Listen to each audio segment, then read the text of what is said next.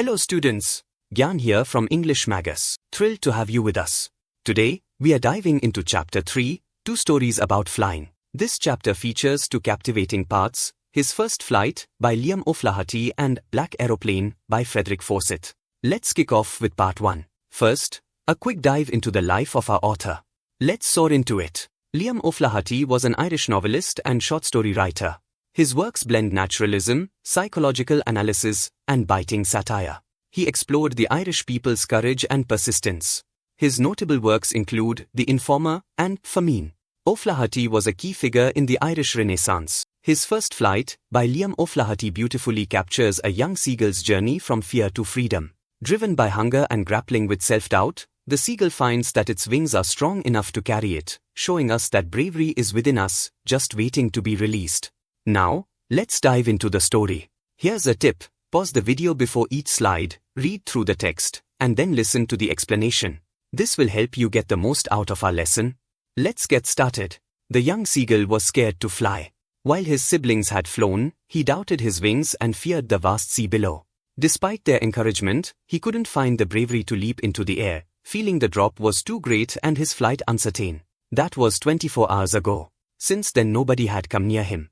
The day before, all day long, he had watched his parents flying about with his brothers and sister, perfecting them in the art of flight, teaching them how to skim the waves and how to dive for fish. He had, in fact, seen his older brother catch his first herring and devour it, standing on a rock, while his parents circled around raising a proud cackle. And all the morning the whole family had walked about on the big plateau midway down the opposite cliff, taunting him with his covered eyes. Next morning the sun rose, but the young seagull, still afraid to fly, remained perched on the ledge. His family had flown away, leaving him hungry and alone.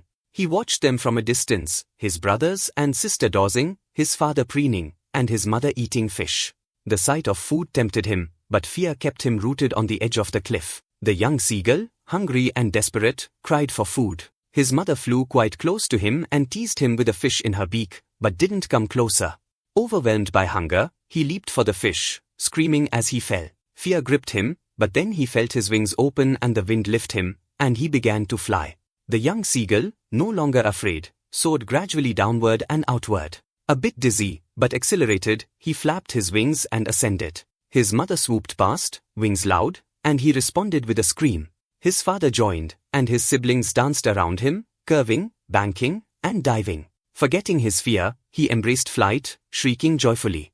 Over the vast green sea, he cawed in amusement. The young seagull's family had already landed on the green sea ahead of him. They beckoned and called to him. As he dropped his legs onto the surface, they sunk in. Exhausted and hungry, he struggled to rise, flapping his wings. But weakness overcame him. His belly touched the water, and he floated. His family praised him, offering scraps of dogfish. He had achieved his first flight. He and his family were very happy. With this, the first part of the story ends. Now, the second part, Black Aeroplane, starts. Before we delve into it, let's know a little about its author. Frederick Forsyth is an English novelist and journalist, best known for thrilling novels such as The Day of the Jackal, The Odessa File, and The Dogs of War. Born in Ashford, Kent, England, he served in the Royal Air Force before becoming a journalist. His works frequently appear on bestsellers lists, and more than a dozen of his titles have been adapted into films. Let's have an overview of the story. The Black Aeroplane, by Frederick Forsyth, narrates a pilot's perilous flight from Paris to London. Overcome by dreams of home, he risks a storm, losing all navigation. A mysterious black plane guides him to safety, vanishing before landing, leaving questions of its existence. Here is the explanation. The narrator was flying an old Dakota airplane over France, enjoying the clear night sky. Alone above the quiet countryside, he was anticipating his holiday with the family. As he approached a big city, he contacted Paris Control on the radio to get directions for his flight ahead. The pilot, flying alone, was told by the radio to change direction. He did so, thinking of breakfast in England. But soon, he saw huge storm clouds like black mountains ahead. He couldn't fly over or around them because he didn't have enough fuel. It was a tricky situation.